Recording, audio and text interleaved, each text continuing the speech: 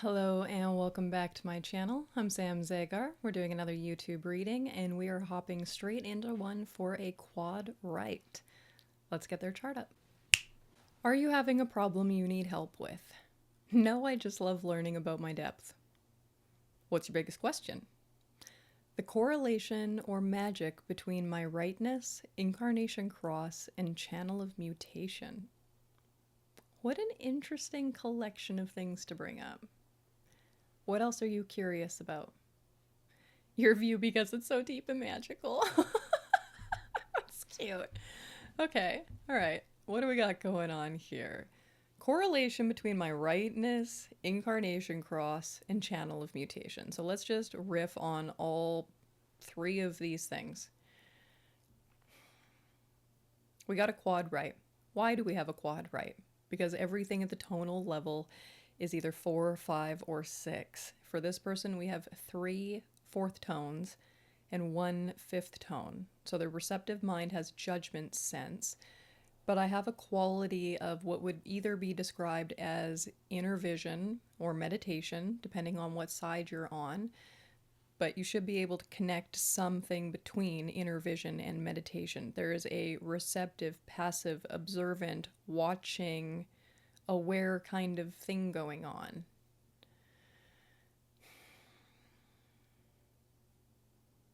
I also have a 4th color determination.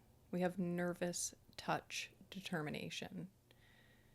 We have a passive brain. We have the sunrise brain, as in this is not someone who wakes up and they're like, whoa, let's go. They wake up. We don't rush this person too much. We don't hit them too sharply. I don't want to say don't hit them too hard, and obviously don't hit them at all, but don't hit them too sharply. Think about left. Think about what an L actually looks like. It's very right angle. It's very... That's not what we want for this person. We want a softness, a slowness, a spaciousness. Okay. Sunrise, wake up. Stimulating. I don't know. I don't want to say environment because it's not about a stimulating environment. There's stimulation within the environment. There are qualities of what is the interaction going on with the nervous system. This person is 33 years old, fairly new into their Saturn return. I have a phrase that I say sometimes, not quite a roof, more like a ladder. And it's kind of my way of saying, in the beginning, it's not like you just are like, Saturn return, I guess I'm up here now. It's more like kind of takes a minute to get yourself up there. That being said, I'm thinking this person had a much easier time of getting on the roof than I did. I'm a 3-6 profile, so there's this 3 side of me that's like, come on, stay down here. Whereas this person's a 6-2 profile. So their body is like, we've been waiting to run away. We've been waiting our whole lives to run away to the roof. Okay, so hopefully this person has ran away to the roof. Where are they hiding out, though? Technically, they're in a cave on the roof. Has this person's body aligned them to the correct environment? Oftentimes, caves is misinterpreted as being alone. That's not what caves is about. It's more about you have control over the cave. You have control over who's coming and going. It's not that no one's coming and going. It's that no one that you're uncomfortable with is coming and going. There's a control element to the caves. There's a security, a survival, a safety element. We like the control because we want to be situationally aware of who can affect us or reach us within our environment. Now, I do have to say, this person got a little bit of a win with their chart. Channel of inspiration, channel of mutation, channel of struggle. All 3 of them are consciously defined, and all 3 of them are in individual circuitry. And regular, kind of old-fashioned individual circuitry. We stayed out of centering, we stayed out of integration stuff. We stayed out of the middle. This is old-fashioned, it's so funny to say old-fashioned, but this is classic. That's what it is. This is classic individual. So a couple things to point out. They're like, talk about my rightness, my incarnation cross, my channel of mutation. Channel of mutation, individual. Being quad right It's not individual the way that circuitry is, but it's individual the way that being foreign and alien is. This is the newest variable configuration to end up on the planet. As in, when these people get here, they're kind of looking around like, did I come to the right place? Like, oh God, do I? Because it's not that they're future, it's that they're modern. And they have to hang out with all of these things. Well, I'm technically the old school, the traditional, because I'm the tribal. But really what makes me old school is the fact that I'm quad left. If you put me next to this person, I am the most primitive variable configuration. This person is the most advanced and modern variable configuration. And the irony is that we need each other. The alpha and the omega come together. Everything that is an extreme end of a binary belongs together. You take the second most extremes, they would belong together. So it's not like I belong with this person, but this person and I can bring a lot of value to each other.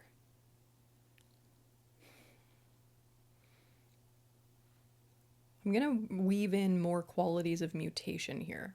Being quad right is mutative. Being a sixth line is mutative. Being anything six is mutative. Being purely individual is mutative. And their incarnation cross is also mutative. Okay, so I've got left angle cross of wishes 2. Left angle, meaning bigger number comes first. 6-2. I have a 6-2 profile. Transpersonal. As in, not so much self-absorbed in their own process, more others focused. What's interesting here, though, is we're looking at gate 50, so I've got a gate of values. The incarnation cross is always kind of built off of the personality gate. So if you were to look up what is their cross of wishes, if you go into a textbook and you're going to look up cross of wishes, you're going to look it up by gate 50. So within gate 50, there are a handful of different incarnation crosses, one of them being this left angle cross of wishes. If we're looking at gate 50, we're looking in the spleen at the gate of values, but we're looking at gate 50 line 6. Anytime we're looking at a sixth line, what we're really saying is, I don't really care that much about what's going on inside the house that I'm sitting on top of. I'm more interested in what's going on in the backyard of the neighbor that I'm able to look over at. So 50.6 doesn't actually really care about 50.6. It's looking over in the mandala into line 1 of the next gate. Really, I'm just communicating there the aloofness. If you're like, what's the next gate? I'm like, you kind of missed the point. The point here is the aloofness, as in it doesn't really care that much about what's going on in the house underneath of it. I've also got a gate 3, so now we move over into the sacral center, and gate 3 is a genetic mutative component. Gate 60 is kind of like, it's locked in this limitation. It's the jockey on the horse waiting behind the start gate, and it's like, when's the gate gonna open? So that I can go, so that I can initiate, so that I can mutate. The moment that that gate opens, you're in gate 3 now. Open, okay? So with the channel of mutation, we're dealing with this quality of difficulty in the beginning. Things are hard when they start. As in, when am I going to start? When am I going to start? When am I going to start? When am I going to get through the limitation?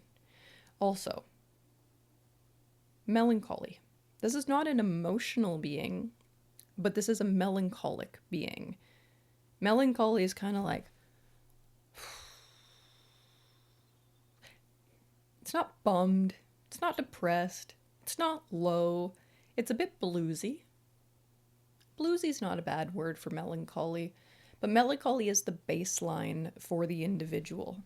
So you can be a pure individual with no emotional definition and still have nervous determination with a baseline of being extremely melancholic.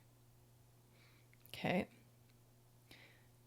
Now this person is a generator. The generator comes from the sacral center. The sacral center is what gives this person their aura. They respond to the thing that they can put their energy into, that they can commit to, that is sustainable, that they can get their satisfaction out of. I'm looking at a defined sacral center with one channel coming off of it, channel of mutation. So when I ask this being like, do you want this? Or whatever. The uh-huh or uh-uh is ultimately coming from the channel of mutation. You know that popular phrase, if it's not a F yeah, it's a hell no?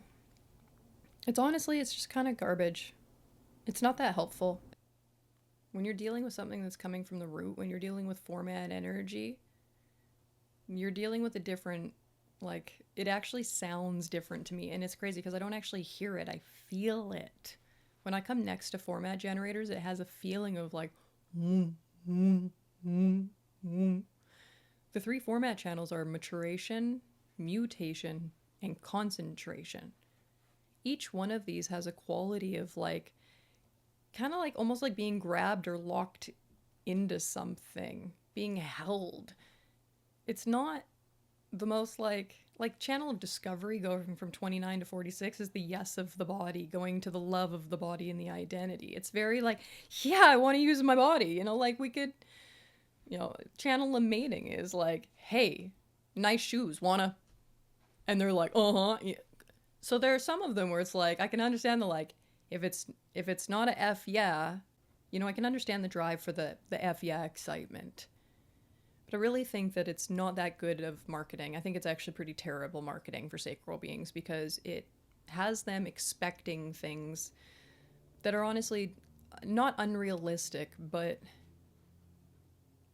I don't know how we're going to convince sacral beings that they get to be satisfied and it's supposed to be like, yeah, when that's actually not how it feels most of the time.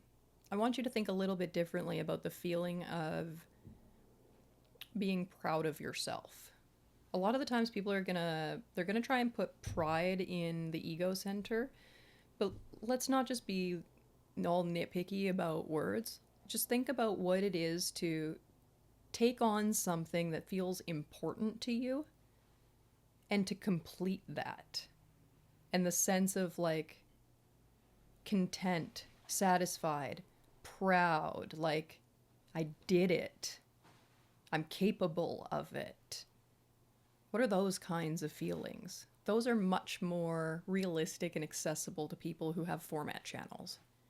The incarnation cross of wishes. We're dealing with a mutation, we're dealing with values, we're dealing with 31, which is kind of like a democratic leadership. And also 31.2. Democratic is one of the keynotes for the second line. So to be 31.2 is like the democratic Democrat. So this person's body is actually like, hey, I'm staying out of it. Hey, I'm staying out of it. But their personality is a little bit more like, hey, I'm getting into it. Hey, I'm getting into it. But also a little bit not. Like, it's not so much getting into it as I'm observing it. Like, I want to watch this. I want to watch this. And I kind of want to stay out of it. I kind of want to stay out of it. Okay, okay. We don't have manifesting generator and we don't have manifestor. So this person isn't like, let me in there by any means. This person I think is actually a good waiter. When you're a quad, right, it ups what I would anticipate as your ability to be more pacified, more relaxed, more like it comes when it comes. Do without doing and the doing gets done. That's a quad right quote. Or it's a great quad right quote to live by. What gets this person interested? 53, 31, and 41. Cross of wishes. The thing about cross of wishes is it's about having an outlook that says we can have a better world.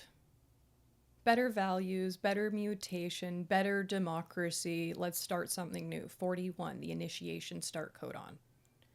What are the values? Let's change them. Let's be more democratic. Let's start something new. There's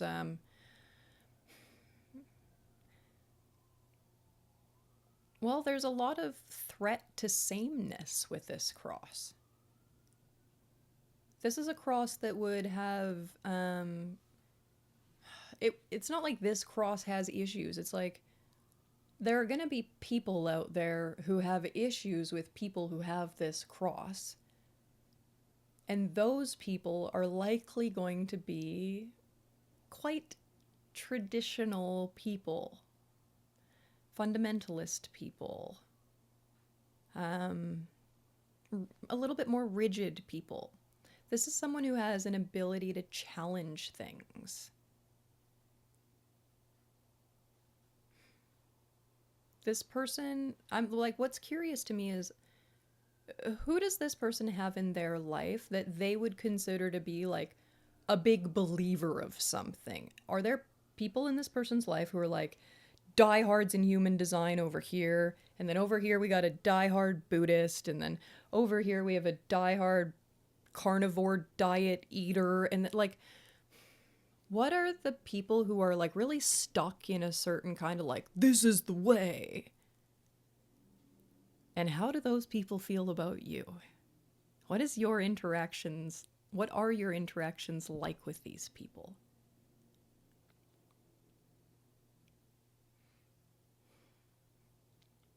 Because you have so many mutative qualities to you, there's a very good chance that you are the thing that can walk into a rigid person's life and make them more flexible. You can make the people who are supposed to meet you are likely meant to meet you because you're going to bring about a certain kind of flexibility in their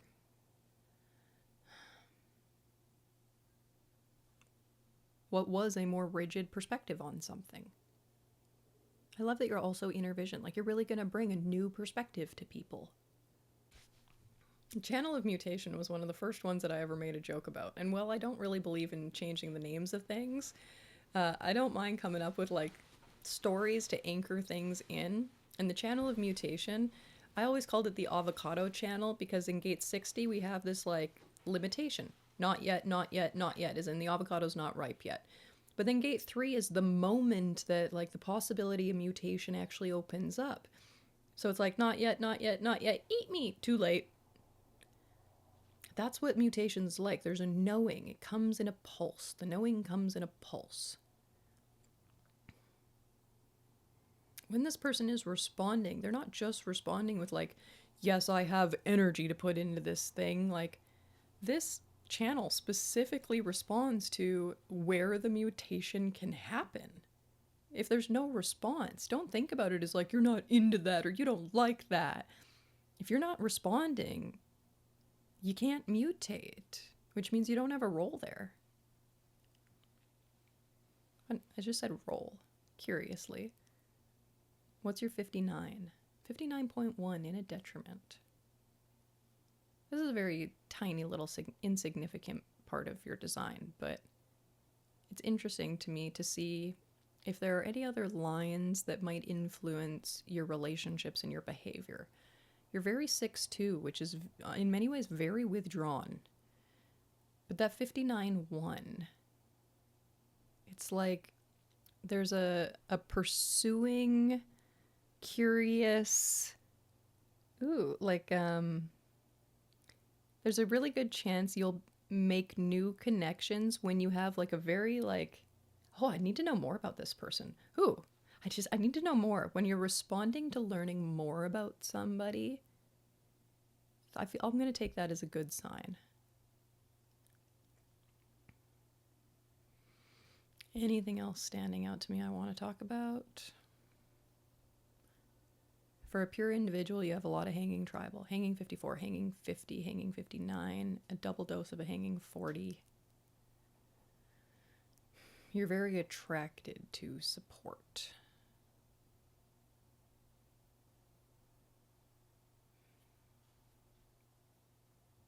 Attracted to support. Attracted to the people that will bring support. Repelled by the people that will expect support. Anything else? 38.4, 38.1, 38.6, 38.2, 38.6. You have 38 5 times? North Node, Uranus, Neptune, Uranus, Neptune. You got a lot of fighter. You got a lot of fighter. And we have a lot of adrenaline. and no access to the throat. Desire, motivation with judgment sense. You're trying to lead people and a little bit critical of how you're going about it sometimes. Curiously, here's a question I'm going to leave you with. Why pick a fight? And, you know, if you're going to pick a fight with 38, at least you've got 28 on the other side that'll say, like, this is worth fighting for or not. What are some lessons you've had to learn throughout your life about the fights that aren't worth fighting for? Because your authority question isn't, is this the risk worth taking, or is this the fight worth having? Your authority question is, will this mutation satisfy me? Do I have a response? Do I have the energy? Before you ever go to get yourself into a little bit of a fight, ask yourself, am I just looking to get some energy out of my body? Am I bothered that I'm stuck and unable to take action on something? Is this actually what I want to spend my energy on?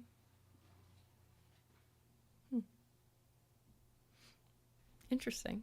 Okay, I'm going to leave this one here. On to the next one.